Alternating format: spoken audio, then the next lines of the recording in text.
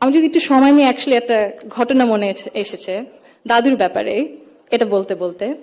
দাদু যখন আমাদের সাথে লন্ডনে ছিলেন গত বছর প্রথমের দিকে, উনি যখন এসেছিলেন তখন হাসপাতালে ছিলেন কিছু চিকিৎসার জন্য। ওখানে বিভিন্ন দেশ থেকে নার্স ছিল, ডাক্তার ছিলেন, এবং একটি নার্স ছিলেন নাইজেরিয়া ওয়েস্ট আফ্রিকাতে। আম্মা আব্বা একদিন দাদুকে সকাল সকাল দেখতে গেছিল। তো নার্স তারপরে বললেছে যে, ও আমি তো আপনার মাকে চিনেছি। আম্মু আব্বু বললো, কিভাবে? আপনার মাই প্রথম ইলেক্টেড প্রাইম মিনিস্টার বাংলাদেশের না? আম্মু আব্বু তো অবাক, হ্যাঁ আপনি কিভাবে জানেন?